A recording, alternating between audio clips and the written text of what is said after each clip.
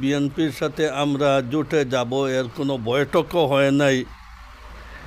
মিডিয়ায় আমাদেরকে বিএনপির সাথে বানাইয়া আর এরপরে আমাদের সমালোচনা, এতে বোঝা যায় যে সমালোচনা একটা চক্র, এটা পাবলিক নয়। জমিয়তর কর্মীগুলোরে সোশ্যাল মিডিয়া যেভাবে হেনস্থা করা হয়, যেগুলো আমার বিএনপি হইয়া বা বিএনপির সাথে জোট করার কোনো সম্ভাবনা আছে, কিছু ওই বিষয়ে সর্বপ্রথম প্রশ্ন। সম্ভাবনার উপরে তো হেনস্থ করা যায় না।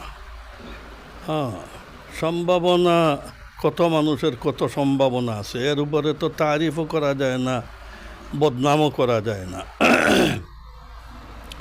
অন্য মেলা দল, চরমনাইয়ের দল জামাতের সাথে গিয়েছে, সম্মিলনও আনছে, এক অপরের সহযোগী, কিন্তু তাদের বিরুদ্ধে মিডিয়ায় কোনো ধরনের কোনো সমালোচনা নাই।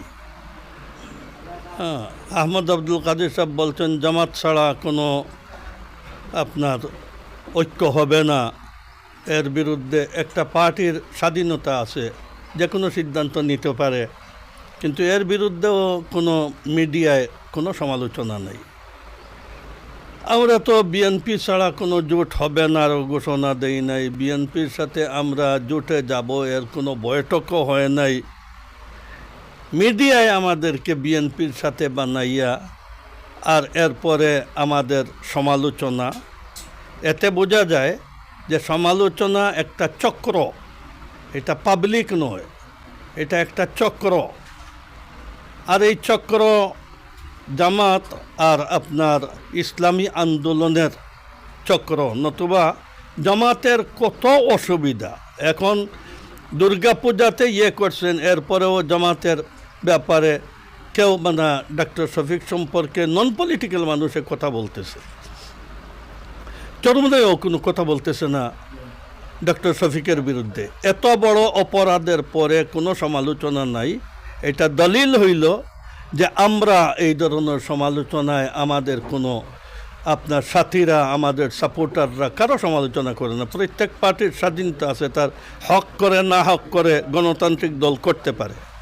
আমাদের বিরুদ্ধে সমালোচনা এটা একটা সুপরিকল্পিত একটা চক্র, আর এই চক্রটা হইল আপনার জামাত সাপোর্টার আর ইসলামী আন্দোলন সাপোর্টার, এরা এটা করে। আমরা আজ পর্যন্ত ঘোষণাও দিলাম না, এমন কোনো আলোচনাও হইল না, এর মধ্যে কোনো ভালো কথা বললেও আমাদেরকে নিয়ে করে। এটা একটা চক্র। আমাদের এখনও কোনো সিদ্ধান্ত হয় নাই আপনার কোনো জোটে যাওয়ার। ইলেকশনের পূর্বে, ইলেকশনের সময় দেশের পরিস্থিতি কি হবে, স্বতন্ত্র আমরা নিজে নিজে ইলেকশনের পরিবেশ থাকলে আমরা নিজে ইলেকশন করব। এরপরে যদি জোটে যাইতে হয় তাহলে এক ঘোষণা আমাদের, আমরা জামাতের সাথে জোটে যাব না। বাকি কার সাথে জোটে যাব আমাদের সমমনাদেরকে নিয়ে সব সময় চলতেছে, কিন্তু এরা আজ পর্যন্ত কোনো সিদ্ধান্ত দিতে পারে নাই, আমাদেরকে রেখে জামাতের সাথে চলে যাইতেছে। আমরা তো প্রথম দিন যা বলছি পট পরিবর্তনের পরে যে আমরা জামাতের সাথে জোটে যাব না, আমরা এখনও নিজে নিজে চলতেছি না। আমরা বিএনপির সাথে জোটের কোনো আলোচনা হয়েছে, সমমনাকে আটকাই রাখার চেষ্টা করছি, ওনারা ওই দিকে চলে গেছেন, এরপরে নিজের আপনার প্রার্থী ঘোষণা করে দিয়েছেন।